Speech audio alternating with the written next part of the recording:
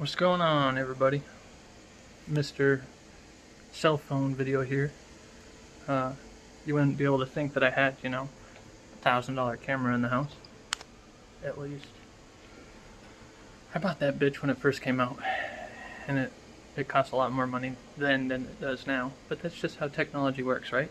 Um, no, I'm just messing around with you guys. Obviously, phone footage is what I've been doing the past few videos, but I just wanted to show you again what I'm up to. So I successfully made the Titan 1M. This is the finished product. I did a good facing job on the back with the date there, and nice and smooth. Believe it or not, the chamfer that it called for was less prominent than the one I had the last time. So if you don't even understand what the hell I'm saying right now, this is my previous attempt at the Titan 1M, and it looks really good, right? And it has a nice thick chamfer on it. You can especially see it right here. Well, this one's just missing the face on the back, so it's not all one uniform size. Where this one is a straight block, you can see that it's milled on the back and on the top. But the chamfer on this, it's so light that you can hardly see it. And this is actually the proper Titan 1M. So there's that. So now I'm on to the Titan 2M, safety first. So that's what I'm making right now. I did a failed attempt and literally made a scrap part here. This one is a big oops. So the way the Titan Academy goes is it kind of trains you in steps, right? So the first one is easy-ish. Second one still easy, yada yada yada, so on and so forth. By the 10th step, you're like a pro. You know what I'm saying. So I really screwed this one up. For some reason, I can't quite put my finger on it, but this is a half-inch end mill. Beefy.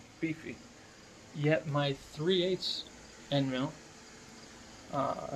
chops through metal no problem. This one is having a little bit harder of a time, and it's up to me to figure out why. You know what I mean? Titan, he teaches you how to make the 3D models and how to machine it, but you have a little bit of assistance, from the team on if you're having issues. You're always welcome to message them. Matter of fact, Nicole, who's like their Tormach extraordinaire, she helped me for damn near 4 hours straight. But I like trying to figure out things a little bit on my own too. So I'm trying to figure out why my half-inch is cutting way worse than my 3/8, and they both have the same amount of flutes, I'm pretty sure. So yeah, I'm trying to figure that out. I think I was just trying to mill off too much, and I think that's due to having incorrect offsets. Not incorrect tool offsets, because I got that figured out with this bad boy right here, but incorrect work offsets. I don't think that I measured them up correctly when I entered it into Fusion. You have to be really accurate with your measurements on Fusion when you're setting your stock. That's pretty important. So I believe that's where I messed up. I think my stock is a little bit more accurate now, but I just kind of wanted to show you guys how I don't really have a ton of time between work and then family and then machining. So I kind of look at my program and it tells me, for instance, with all of them turned on, it shows you the Titan 2M. That's what it looks like. But I like running down through the individual parts. So right now I have tool 3 inside my spindle, and I pretty much look at this 3D model here and I go, okay, I already set all my work offsets, so I use this little controller right here. I hit my Z, and I bring it down. And you can see it in real time on the computer. See? Right there. It's peeking through. Um, I like going to the side view. And again, this is definitely no professional stuff. Like, this is amateur hour right here. I like going to the side view and then pulling my end mill past the part. So Y offset. I'm going to bring it towards me and then go back again to the Z offset. And you can see the tool coming down right there. Where I need to cut, or where it's going to be cut, is those white lines that you guys can probably not see. There's a reason I put it to the side view. So I get it past the actual part. I pull the end mill past that, and I go to the side view just to see if my depths are going to be okay. So that tells me that it's not going to mill through my vise. That's the lowest point that it will, or the lowest point where it's supposed to go.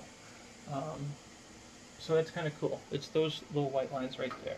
If I change the view, you can see a little bit better. So that's perfectly, I don't know, perpendicular, parallel, I don't know. That's perfectly in line with those white lines. So that pretty much tells me that I'm not going to hit my vise. That's literally that's all I wanted to post for right now, because I really got to pay attention. I really got to pay attention to this and keep an eye on it and hover my hand over the e-stop button. It's Friday, God. It's Sunday and I have work tomorrow, so I'm hoping to have like a straight up video for you guys of where I'm machining. Whether I mess up or not, I gotta post it. But that's hopefully coming soon. I apologize for not having a bunch of uploads lately. I hope that these little updates are kind of helpful though. I do have some ballast songs on the way, but it's kind of in the future because it's a knife maker that any ballast song enthusiast knows, and it's still in the works. So I don't feel comfortable saying who it is, but I do have a knife getting made, and it's going to be awesome. So if you guys have any suggestions for knives that you'd like me to review, because I still do that.